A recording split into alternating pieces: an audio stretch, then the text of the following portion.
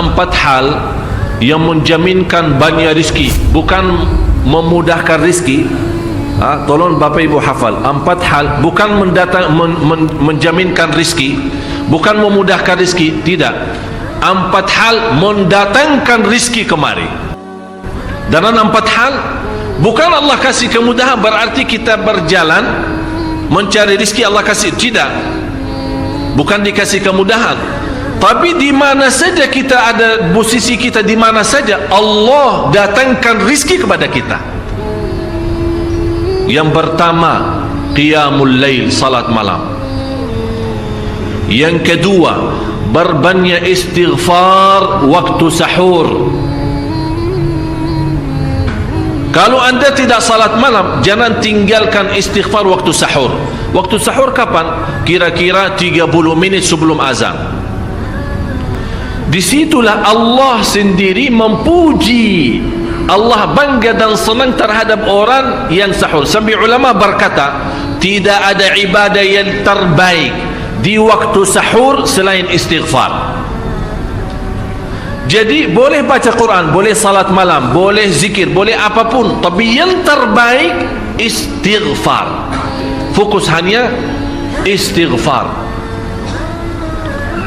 Astaghfirullah wa atubu ilaih, termasuk istighfar Allahumma anta rabbi la ilaha illa ant, yang Bapak Ibu tahu sayyidul istighfar, yang terutama, yang paling luar biasa. Allahumma anta rabbi la ilaha illa anta khalaqtani wa ana abduka wa ana ala ahdika wa wa'dika mastata'at a'udhu bika min syarri ma sana'at abu'u laka bi ni'matika alayhi wa abu'u bi dhanbi faghfirli fa innahu la yaghfiru dhunuba. Ya Allah, kalau kita fahami doa ini luar biasa. Oleh karena itu kata Rasulullah, barang siapa yang membaca sayyidul istighfar kemudian di malam hari dengan keyakinan dia meninggal habis baca istighfar, masuk surga. Masuk surga. Berarti ini salah satu doa yang menjaminkan dengan mudah masuk surga. Jadi empat hal yang mendatangkan rizki, bukan kita mencarinya, dia yang datang kemari. Apalagi saat mencari lebih mudah. Qiyamul lail, salat malam. Tapi dalam bahasa, mohon maaf Bapak Ibu, dalam bahasa Arab disebut qiyamul lail, bukan salat. Tapi kalau diterjemahkan dalam bahasa kita salat. Tapi kenapa di situ qiyamul lail diberikan qiyamul lail? Qiyam artinya berdiri, berarti lama. Saking lama berdiri dikaitkan jadi qiyamul lail. Qumil laila ya ayyuhal muzammil. Apa terus? Qumil lail, berdirilah saat malam. Berdirilah, bukan salatlah malam, tidak, berdirilah malam hari. Itu dahsyatnya di situ berdiri. Qiyamul lail. Yang kedua, berbanyak istighfar. Yang ketiga, berbanyak sedekah.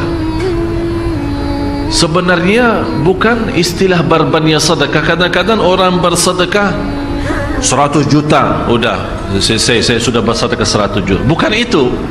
Bukan yang dimaksud berbanyak sedekah itu dari sisi uang itu banyak atau sedikit, bukan. Yang dimaksud rahasia sedekah, ta'ahudus sedekah, istiqamah bersedekah. Istiqamah itu tidak menjadi masalah besar maupun kecil, itu tidak menjadi masalah, karena bagi Allah tidak ada artinya besar maupun kecil. Kita tidak memberikan kepada Allah karena Allah maha kaya.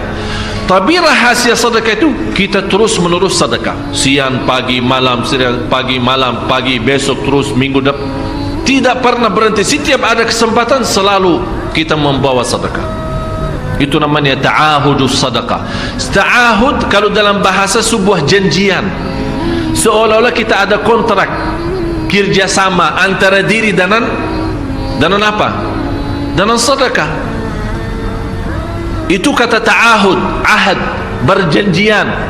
Saya berjanji, seolah-olah ada berjanjian antara kita dengan sedekah. Jadi tidak boleh terlepas dari berjanjian, seolah-olah kita menghormati berjanjian. Bagaimana menghormati? Kita terus kerjasama. Kita beri, Allah ganti berkah sedekah. Kita beri lagi, Allah ganti masih terus. Kita beri, masih Allah terus ganti. Itulah dahsyatnya sedekah. Jadi Bapak Ibu, jangan nunggu hari tertentu, bulan tertentu, malam tertentu kita bersedekah. Jangan. Setiap kita merasa ada berita baik, ada berita maupun ada berita buruk yang menyakiti perasaan kita di rumah tangga kita, anak kita, suami kita, istri kita, apapun, langsung segera sedekah. Disitulah rahasianya. Ikatkan seolah-olah kita sudah membuat perjanjian antara diri dan sedekah dalam segala hal, hal senang maupun hal tidak, hal bahagia maupun hal sedih, hal bangga maupun hal lagi menghadapi kesusahan, kesulitan, selalu sehat dan sakit. Terus yang keempat, zikir, berzikir pagi hari dan sore hari. Berzikir pagi hari dan sore hari. Ini 4 hal Bapak Ibu. Berdiri malam hari, itu yang namanya tahajud, banjanya atau lamanya berdiri. Berbanyak istighfar waktu sahur. Yang ketiga, berbanyak sedekah. Sudah Bapak Ibu mengerti. Jadi istilah berbanyak sedekah bukan artinya harus banyak dari jumlah hitungannya, tidak. Yang keempat adalah berzikir di pagi hari maupun petang hari.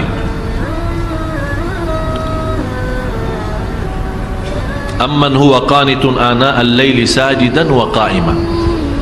Sajidan wa qa'ima. Jadi Bapak Ibu, saat kita berdiri lama, walaupun baca satu ayat diulangi berkali-kali, walaupun baca surah pendek tapi diulangi berkali-kali, tidak menjadi masalah. Bapak Ibu hanya hafal qulhu. Qulhu dibaca 3 kali, pahalanya seperti baca Al-Quran 30 juz. Ada seorang salih mengajak kawannya, sudah mendekati subuh, ayo bangun salat malam dan baca sepertiga Al-Quran. Langsung orang itu menjawab, bagaimana saya baca, sebentar lagi muazan. Bacalah qul huwallahu ahad, salat malam dan qul huwallahu ahad. Jadi Bapak Ibu, yang saya harap, jangan susah fikir, ya Allah saya mau baca apaan. Tidak usah susah fikir. Baca dan nikmati, yang penting nikmati bacaan. Walaupun qul huwallahu ahad setiap hari. Kalau kita pusing baca, Allah tidak akan pusing mendengar. Malah Allah paling senang mendengar bisikan bacaan dan bisikan doa kita malam hari. Allah paling senang mendengar bisikan doa munajat kita malam hari. Itu luar biasa.